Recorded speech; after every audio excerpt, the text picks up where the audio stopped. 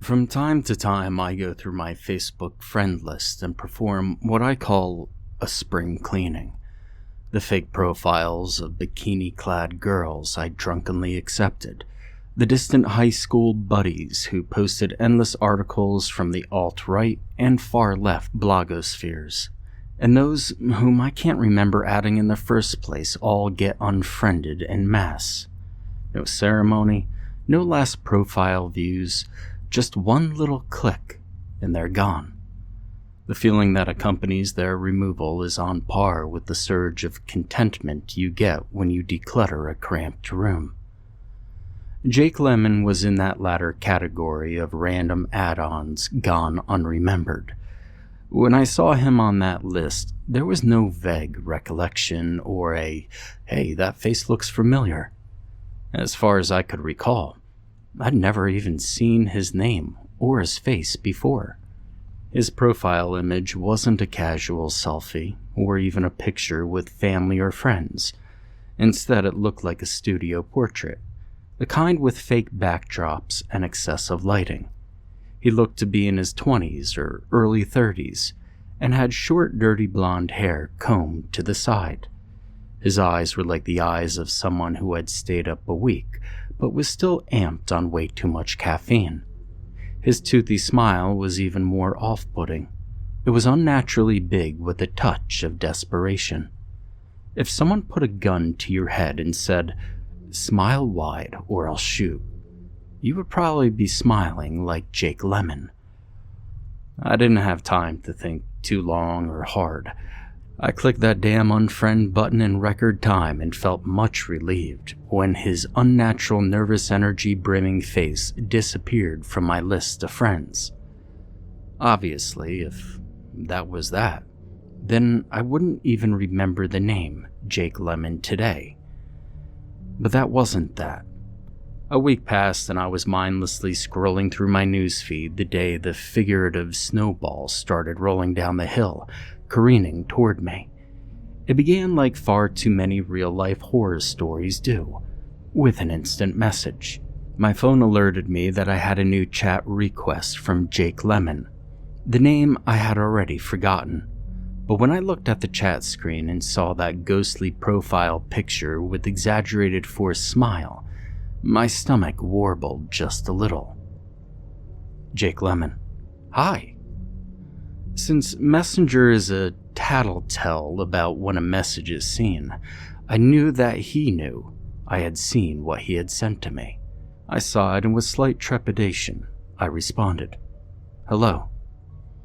"Hey, I never got a chance to say hello. Then I saw you unfriended me." "Did I do something wrong?" The question sort of put me on the spot. While initially I zeroed in on his name to unfriend because I didn't recognize it, it was the creeped out feeling that I got looking at his face that made it such a relief to be rid of him. I couldn't say that though. I didn't even know the guy and owed him no explanation. So I responded, "Nah, not at all, man, you're good. I just don't know you is all, and I was going through my list anyway. It's not personal." And then he responded, "That's great to know," with a smiley face. I got a notification no more than 3 seconds after he sent that last message. Now, I don't check instantly each time I get one. I have a real life, and I try not to get too wrapped up in Facebook. But the second the notification appeared, I instinctively knew what it was, and I was right. New friend request from Jake Lemon. I looked at the screen a bit unsure what to do. I know that sounds ridiculous. The right thing to do would have been to deny it and block his chat right there. But a part of me felt that doing that would have been rude now that he had messaged. Sort of like saying, "I don't like you" or "think you're worth knowing" to someone's face. Well, not quite that blunt, but in the same ballpark. And then he messaged again. "I sent you a friend request since we now know each other. I hope I haven't overstepped my bounds." I replied, "Nah, that's cool, man." He responded, heart smiley face. "I'm so glad you feel that way.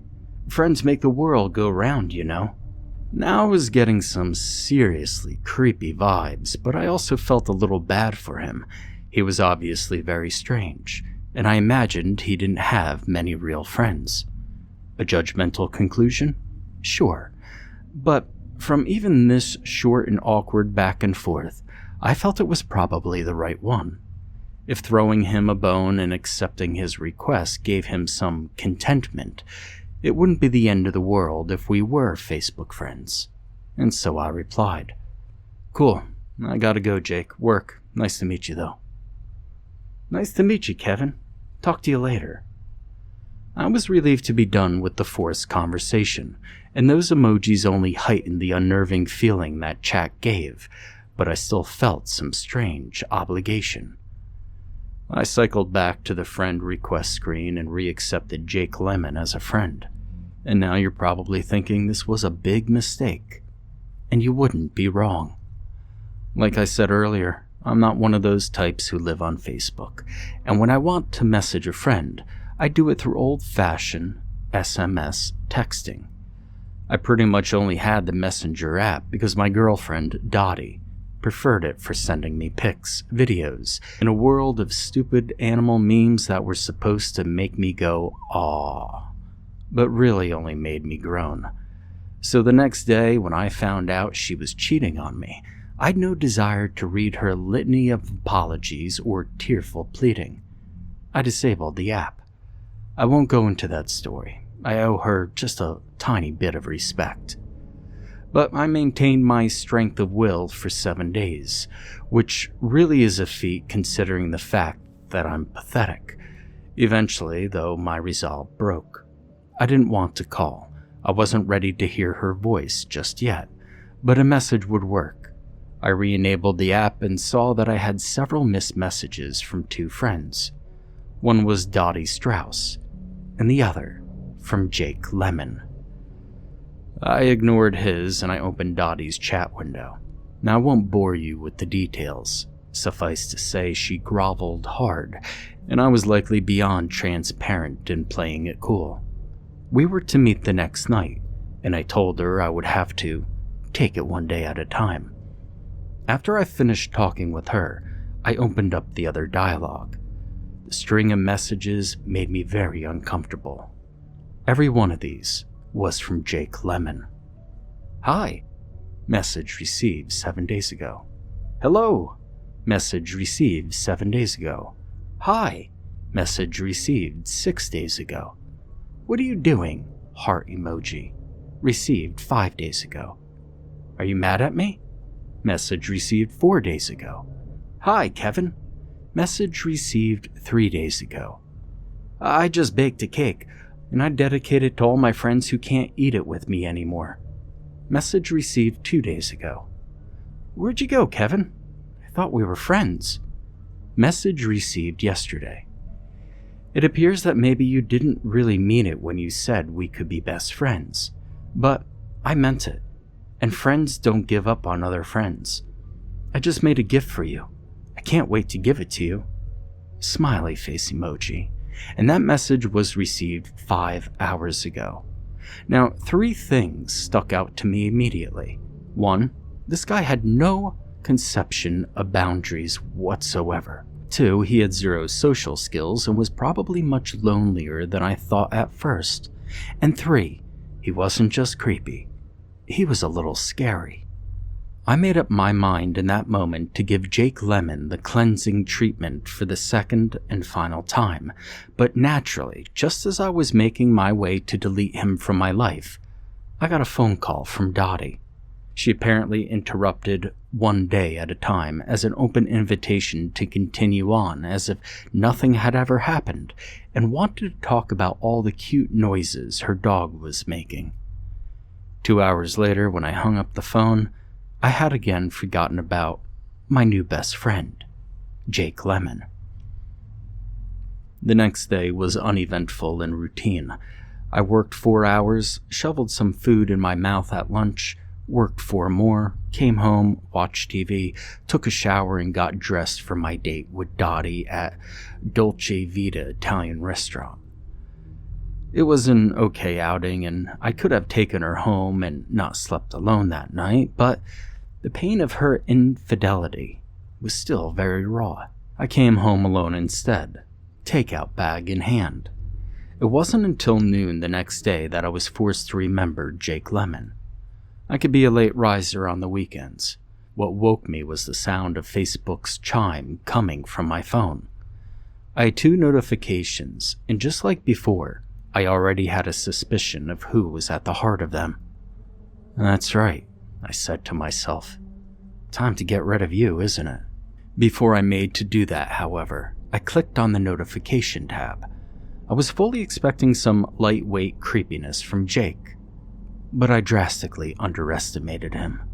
The notification was a tagged profile post. Jake Lemon is in Columbus, Ohio, with Kevin Bilcher. My breath caught in my throat, and I think my heart missed a beat when I read this. You see, my profile had false information about where I lived. According to my profile, I lived in Seattle, Washington, a world away from my real home city of Columbus. The status update was accompanied by a picture of a road sign saying, "Ohio welcomes you." My mind began to rationalize after those first few seconds.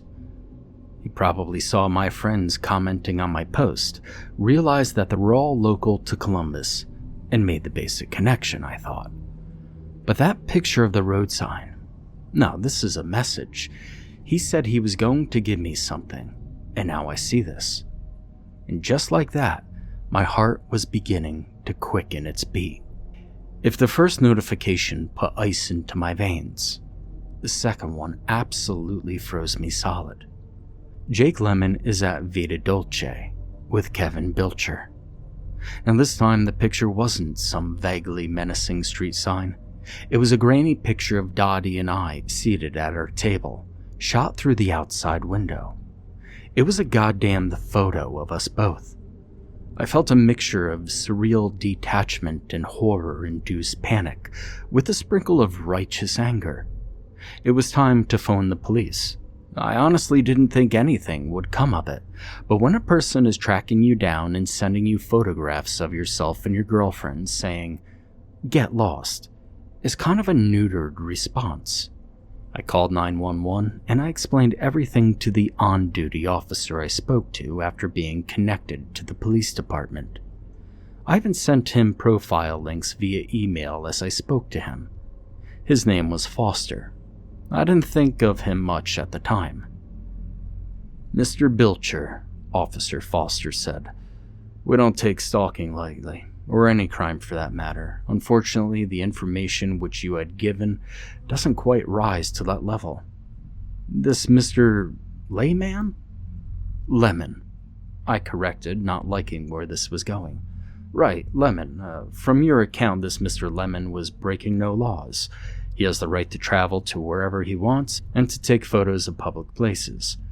The tagged photos do give alarm on a personal level, and I believe that his actions are in line with typical stalker behavior, but it doesn't reach the criminal threshold. Yet." I was exasperated. "What you need to do, Mr. Bilcher, is remove this Lemon guy from your personal network and send him a message stating that any further communication from him is not welcome. Now this is important because if he continues to message you, it reinforces your case should this escalate. Aside from that, keep your eyes open and call us at the first sight of anything." "Well, what do you think I'm going to do now?" I thought to myself in anger and frustration that I had to swallow on the phone line. Now, a rational person would have probably taken the officer's advice, but I needed to keep my eye out on what Jake was up to. I opened up my Facebook app and pulled up his profile, not to unfriend, but to look around. I kicked myself for having not done so already, but better late than never. Jake Lemon had only the one profile picture, and although his profile showed multiple photo albums, they must have had restricted access because each album failed to pull up a single pic. He also had 2 viewable status updates. The tagged ones. There was virtually nothing in his About section, except for his home state, which was Michigan. Nothing came up under his friends tab. Either he had none besides me, or that information had been hidden. Jesus Christ, I said to myself. You friended a goddamn ghost. I didn't have time to kick myself for stupidity. Whatever helpful information I needed to obtain needed to be figured out right away. I mean, the fucker was already in town, and it was a foregone conclusion in my mind that he was well aware of where I lived. A message notification popped up on my phone. New message from Jake Lemon. I quickly cycled to it. Hi. I cycled back quickly, having another idea. I went to Google and typed Jake Lemon, Michigan, but I was inundated with thousands of results that I didn't have time to sift through. What I needed was a face. I went back to Facebook and typed in his name again, this time filtering the results only to Michigan. There was over 100 hits, but the profile pics allowed me to breeze down the list.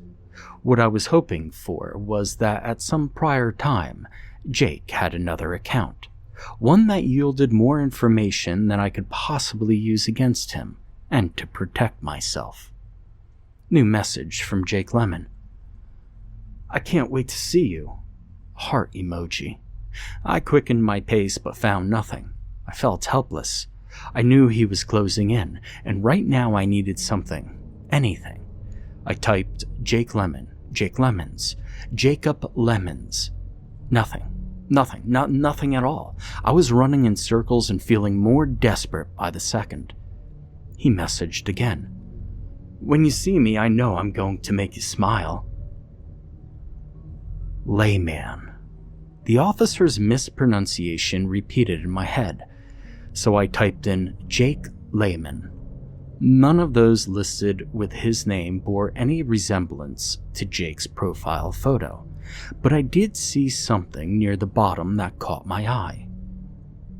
Towards the bottom of the list, the results always show profiles that don't quite match your query, but are close. 2 names up from the last, I saw Jacob Lehman from Kalamazoo. I paused. There was no forced, monstrous smile. There were no crazed, wide-open eyes, but the picture I saw was undoubtedly Jake Lemon. A Jake you might see in some alternate universe where he's just some normal-looking guy. He even had a hint of cockiness to his effect. I was getting new messages, but was so entranced I ignored them. I clicked the profile. Jake Lehman's last post was over a year ago. It was a picture of him holding a beer in one hand and pointing to it with the other while making a goofy face.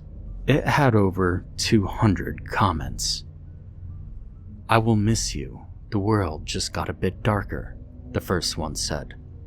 I don't even have words, read the second. Rest in peace, buddy, read the third. You see, those messages went on and on like this, and I was beyond feeling in that moment. I was in machine mode. I went back to Google and typed in Jake Lehman, Kalamazoo, dead, but already had the puzzle put together in my head. The top result was a news article written about how the body of Jake Lehman, age 27, had been found September 9th, 2013, at 6:15 a.m. in the empty parking lot of a local grocery store. The article went on stating that his body showed signs of extreme torture. Lehman had been missing for 3 months, and his time of death was roughly a few hours before he was found. And just as chilling, the words, "bad friend," were carved onto his chest, the marks consistent with claw incision. With a blank face, blank mind, blank feeling in general, I just sat for seconds that passed like minutes. The terror and the surreal nature of the situation had hit epochal proportions, and my body responded by turning everything off.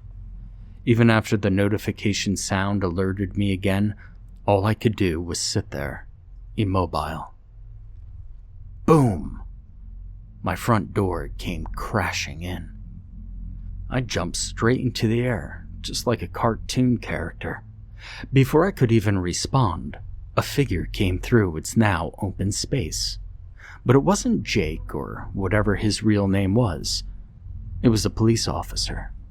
With his gun drawn in ready pose, he gave me a quick nod and proceeded further inside. 2 other officers close behind. They quickly searched my house, but there was no figurative monsters lurking in the corners. When the search was over, the officer sat me down. The policeman turned out to be none other than Officer Foster. I told you on the phone that I believed you, Kevin, and I didn't feel right letting you just wait there like some bug on its back, Foster said. I called Officers Philip and Sylvia in to watch your house, and I looked into that profile link that you sent me. I recognized the victim. Every Midwest cop worth his salt knows about the goddamn Lehman case. I'm just glad we got to you before it was too late. I asked him if he needed my phone for evidence, but he said they could just pull up the Facebook conversation records from their end. I don't know why, but I activated the phone's screen while he spoke to me, and I had 2 unseen messages. Both from Jake Lemon. Dottie's hair smells really nice, like cotton candy. She kept crying, but I made her smile real quick. She says she'll be my friend. And know what's better than 2 best friends? 3. Another. I thought you were my best friend. I was going to make you smile, but you called the police. They can't see me, but I can see them. I guess we'll have to hang out later. I was going to give you this. There was an image attachment. I didn't notice, but Foster had pulled up behind my shoulder while I tranced out reading the message. He was saying something urgently over his walkie-talkie, but I didn't hear anything. The attachment was a drawing. On the left was a depiction of me, detailed down to the barely noticeable scar that ran along the cleft of my lip. Only I didn't smile like that, and my eyes in the picture resembled saucers more than anything natural. The figure on the left was far more crude and looked as if a child had drawn it. There were no definite lines, just a scribbled and strangely proportioned humanoid shape with long arcing talon-shaped fingers, a pair of gigantic eyes, and a zigzag-toothed smile that encompassed half of its head. Now it's been 2 years since that day. I was monitored by the police for about 6 months before they finally stopped. Dottie, well, she was presumed dead quite some time ago, and I honestly hold no hope of her ever resurfacing. It took a while, but normalcy had crept back into my life, and it's become more and more rare that I ever think about Jake Lemon. That was until today.